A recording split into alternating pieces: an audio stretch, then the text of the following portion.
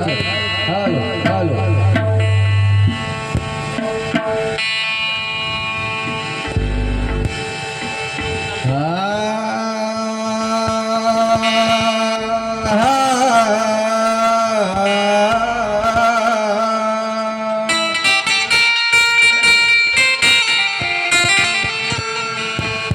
या ठिकाणी एक फरमाईश आहे। आदरणीय सेवक भाऊ सोमकोर साहेब यांची फरमाईश आहे की बाबासाहेबांची जयंती आपण साजरी करतो, दरवर्षी करतो, आणि जोपर्यंत हा चंद्र सूर्य अस्तित्वात आहे आणि या पृथ्वी तलावरती मानव प्राणी जन्मात आहे तोपर्यंत बाबासाहेब आंबेडकरांची जयंती ही साजरी होणारच आहे।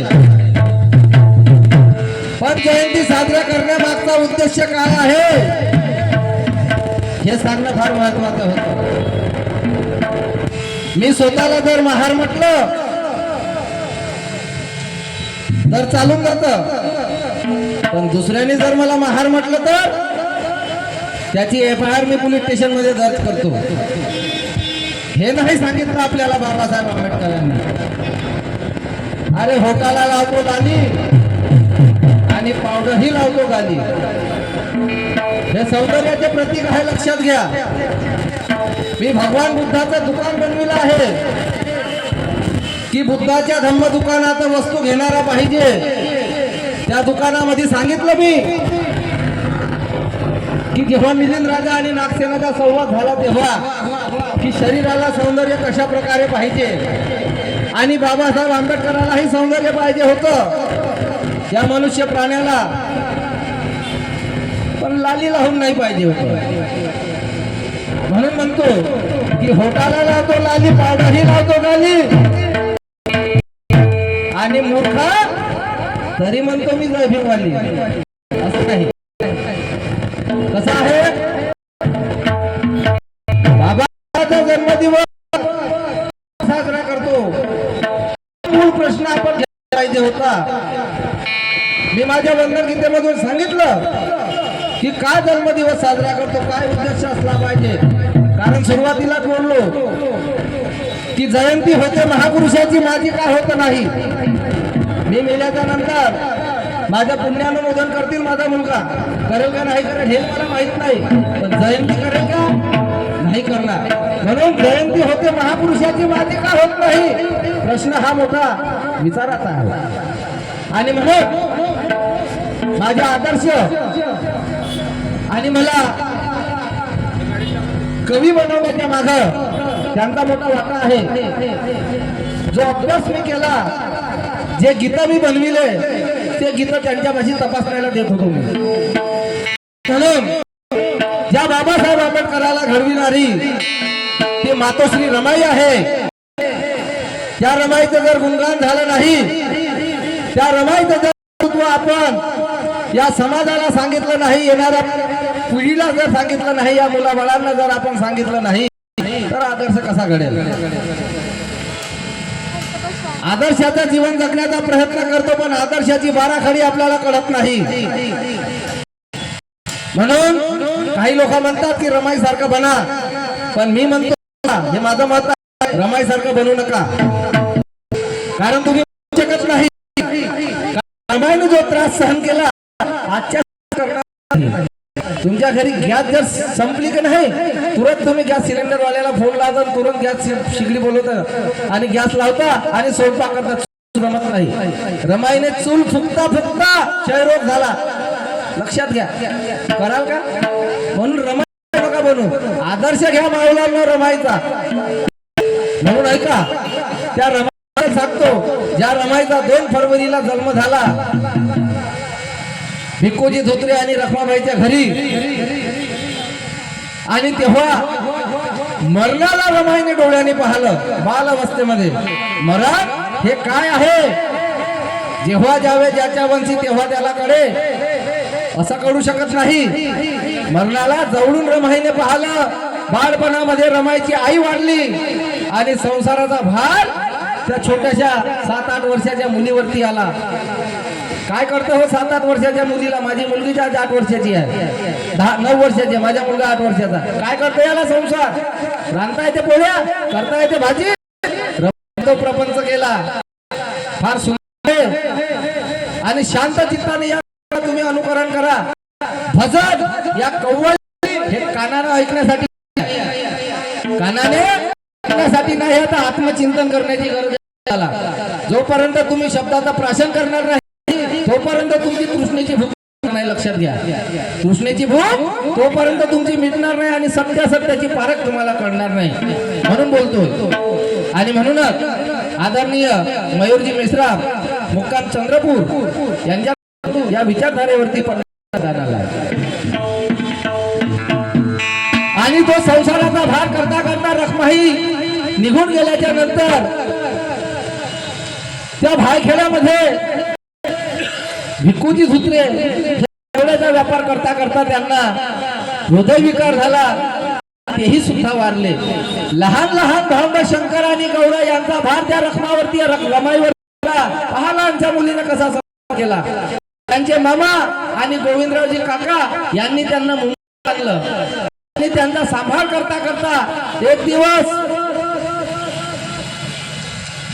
जिजाबाई रामजी सुभेदारांच्या दुसऱ्या पत्नी आणि मीरा आत्या भीमराव रामजी आंबेडकरांची आत्या ह्या बाजारामध्ये गेल्या आणि बाजारामध्ये त्यांच्या लक्षात आली ती मुलगी आणि त्यांनी विचार केला की नाही, आपल्या भीमासाठी हीच मुलगी योग्य आहे. पहा, ही मुलगी योग्य आहे. हा कसा निर्णय घेतला? स्वप्न पाहायचं डोळ्याने नाही, झोपून नाही. अरे मनी असे ते स्वप्नी दिसे. मनामध्ये जो विचार करतात तेच तुमच्या रात्रीला स्वप्नामध्ये येतं. बाबासाहेब आंबेडकरांनी जीवन खुल्या डोळ्याने स्वप्न पाहिलं, झोपल्या डोळ्याने स्वप्न नाही पाहिलं. म्हणून धम्मचक्र परिवर्तन जेव्हा बाबासाहेबांनी नागपूरच्या नागमध्ये केलं तेव्हा सांगितलं की झोपलेला बुद्ध नाही, झोपलेला बुद्ध मला नको. उघड्या डोळ्याची बुद्धाची प्रतिमा जर असेल तर मी धम्मचक्र परिवर्तन करणार आणि धम्माची दीक्षा घेईन. हे स्वप्न होतं असं पाहिजे. नाही का? त्या रमाईबद्दल वर्णन करतो.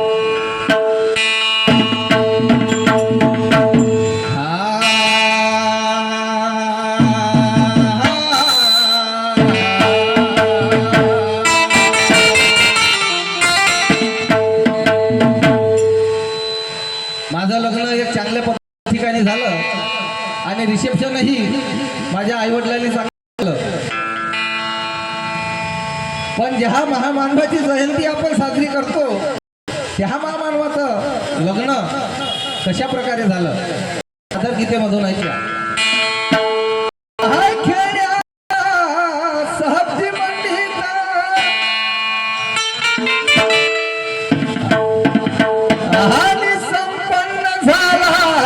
विवाह मुहूर्त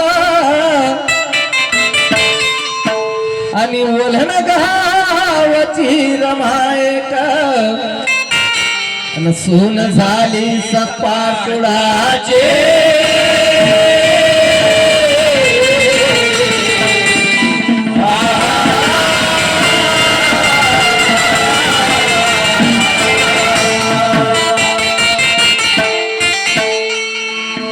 आणि जेव्हा सपाटुडाची सून झाली प्रत्येक स्त्रीला वाटतं की मी आई वडिलाच्या घरामध्ये जो दुःख सहन केला तो मी माझ्या सासरी केला नाही पाहिजे, मला सुख मिळेल हा विचार रमायचा होता. पण ही त्याच्या बेहत्तर परिस्थिती. पण खचल्या का रमा? नाही खचल्या. कारण की यशोधरेच्या त्यागाने सिद्धार्थ झाले. बुद्ध म्हणजे स्थिती आहे हे लक्षात घ्या. यशोधरेच्या त्यागाने बुद्ध सिद्धार्थ बुद्ध झाला. बुद्ध रमाईच्या परिश्रमाने बाबा भीमाला घडविले. यशोधरेच्या त्यागाने सिद्धार्थ बुद्ध बनले आणि रमाईच्या परिश्रमाने बा भीमाला घडविले. तुझ्या आणि माझ्यासाठी जे आदर्श ठरले, तुझ्या आणि माझ्यासाठी जे आदर्श ठरले त्या आदर्शाचे सांगा आज कुठे चालले. आज आपल्यासाठी आदर्श बनले, त्या आदर्श आपण कुठे चालले आपले पाहुले विचार करा. आपलीच आपण करा, सोडून दुसरा कोणी करणार नाही. आणि म्हणून म्हणतो अहो एका दोना तीना रमा गाते या मुखाना, अरे रामजी त्याले कान आणलंय मला, अरे रामजी त्याले कान आणलंय मला. कशासाठी आणलं? अग संसारात सोनाबाई वाटायला, संसारात सोनाबाई वाटायला.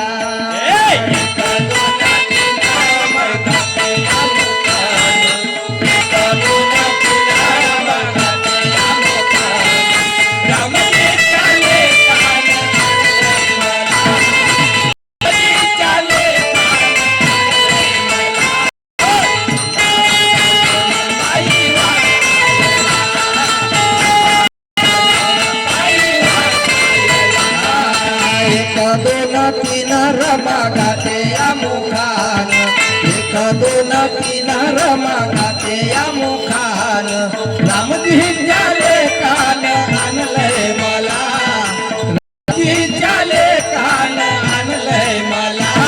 संसारात सोनाबाई वाटायला, संसारात सोनाबाई वाटायला.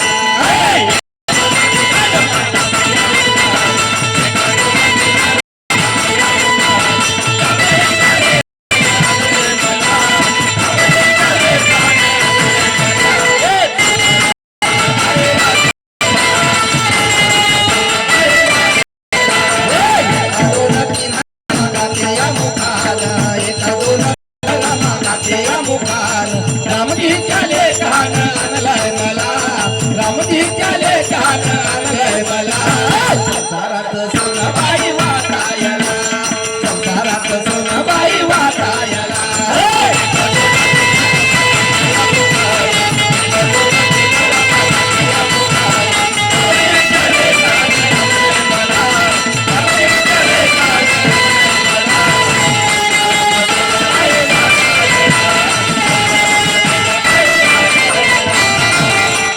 संसाराची जर व्याख्या करायची असेल तर रमाईचं पुस्तक वाचा तुम्ही.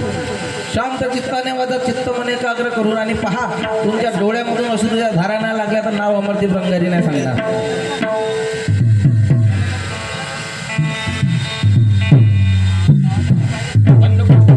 भायखेड्याच्या सब्जी मंडीमध्ये गटाराचं पाणी चाललं आणि रामजी सुभेदाराने रात्रीच्या सुमारास अशा सब्जी वट्ट्यावरती रमाईचं आणि भीमरावाचं लग्न लावलं. रमाई तेव्हा 9 वर्षाच्या होत्या आणि अंदाजे बाबासाहेब 14-15 वर्षाचे. आणि खालून गटाराचं पाणी चाललं, लग्नाला सुद्धा बसत नाही. तिथे त्या युगपुरुषाच्या युगंधराचं लग्न झालं. आणि सकाळच्या प्रहारामध्ये सब्जी मंडीवाले येतील माल विकण्यासाठी, म्हणून ते रामजी सुभेदार रात्रीच्या प्रहरी ते वराडी संपूर्ण आणि नवरदेव नवरीला घेऊन शानी पोईमवाडीच्या मुंबईच्या चालीमध्ये घेऊन आले. चालीमधल्या लोकांना कळलं नाही की भीमाचं लग्न, रामजीच्या मुलांचं लग्न झालं आणि मुलगी सून ही आहे म्हणून. नवीन नवरीचं कर्तव्य असतं, प्रत्येक मुलीला हे लागू आहे की सकाळी उठणे, आंघोळ करणे, अंगणामध्ये सडा सारवण करणे, आराध्य दैवत जे आहे त्याची पूजा अर्चना करणे, सासऱ्याला चहा पाणी देणे, आणि विहीर असली, बोरिंग असला तिथे पाणी भरण्याला जाणे. तो नित्य नियम केला. आज आपल्यापाशी बेसिंग मध्ये डायरेक्ट नळा, गरम पाण्याचा, थंड पाण्याचा, आपल्याला पाणी जाण्याची गरज नाही. त्या बा भीमाच्या पुण्यामुळे, त्या रमाईच्या त्यागामुळं, रमाईच्या त्यागामुळं तुमच्या किचन मध्ये नळ आला, तुमच्या पतीच्या परिश्रमानं नाही आला, लक्षात घ्या. आणि म्हणून रमाई या जेव्हा गेल्या त्या नळावरती, तेव्हा तुमच्यासारख्या महिला विचार करू लागला की छोटस बाळ हे चांगलीशी पैठणी लुगडं नेसून आहे, कंपाळावरती 1 रुपयाच्या टिक्यासारखा कुंकवाचा टिळा आहे, कोणाची सून आहे, ही कोणाची मुलगी आहे. तेव्हा परिचय विचारतात, का ग काय नाव आहे तुझं, तू कोणाची सून आहे. आज परिस्थिती निर्माण झाली कशी आहे, तू कोणाची मिसेस आहे. सासू सासरे गेले खड्ड्यात, तू कोणाची मिसेस आहे. परिवर्तन झालं लग्नामध्ये. आणि म्हणून आमच्या वहिनी संध्याताई सेवकजी सोमकुवर यांच्याकडून या विचारधारेवर 100 रुपये आले. तेव्हा पहा ती रमाई कशा प्रकारे वर्णन करते. मी कुणाची सून आहे कशा प्रकारे वर्णन करते लक्षात घ्या. फार सुंदर आहे. एका एका शब्दाकडे लक्ष द्या.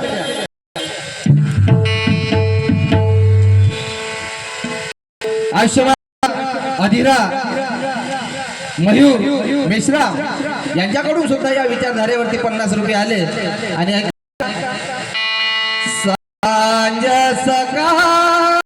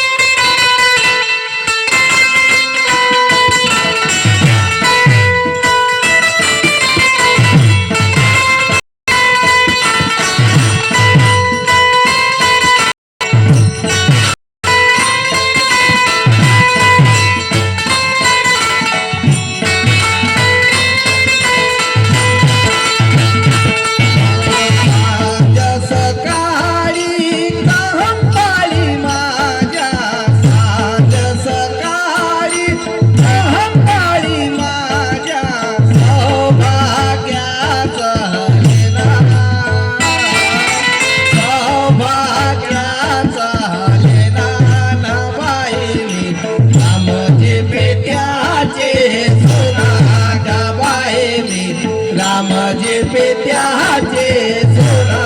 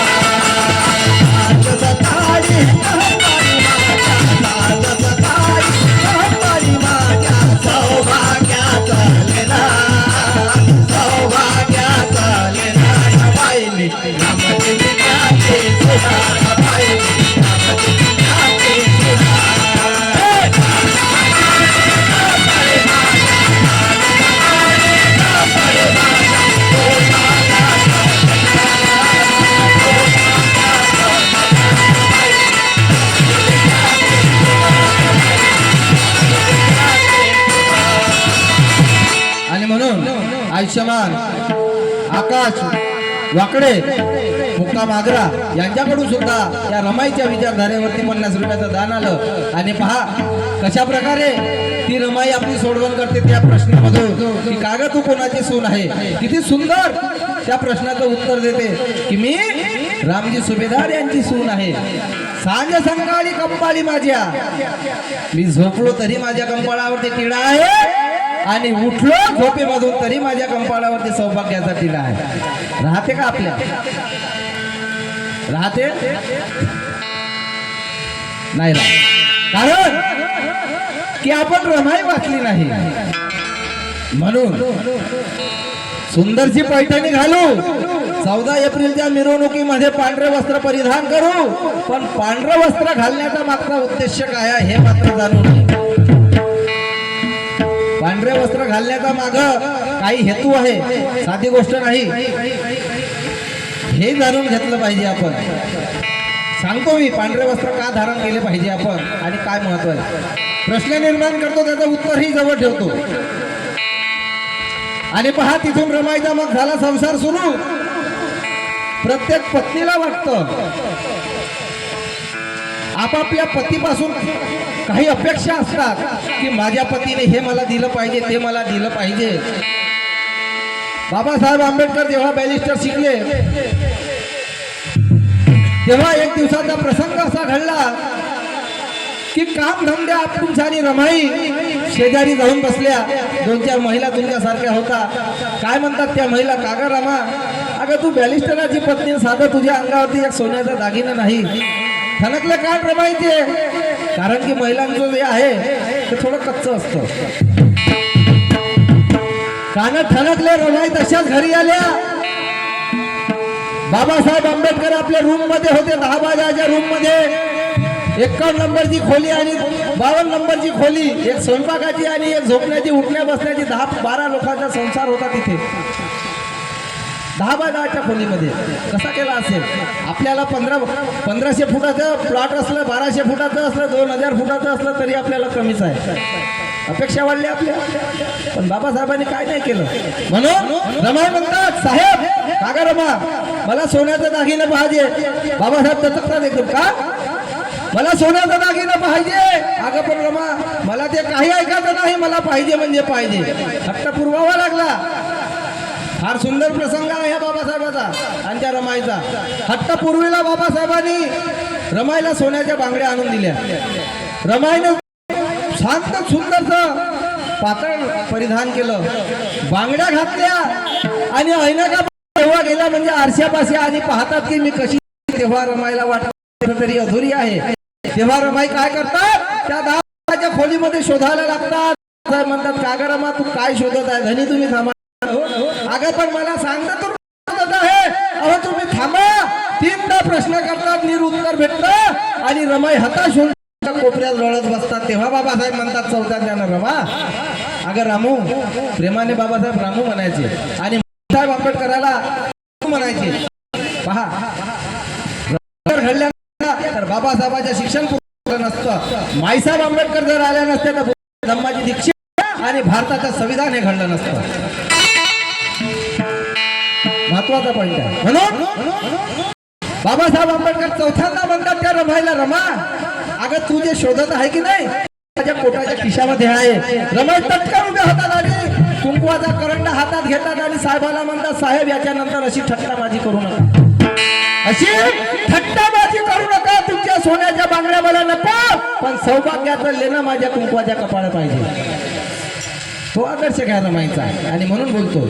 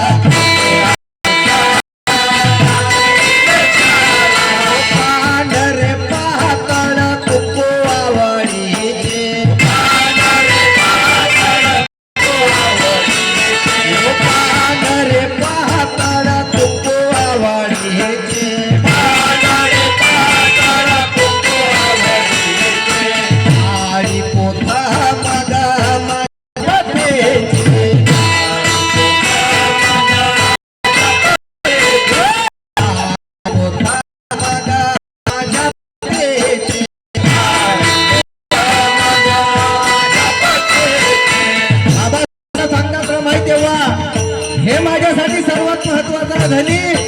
हे सोनं नको मला, नको मला हे सोनं.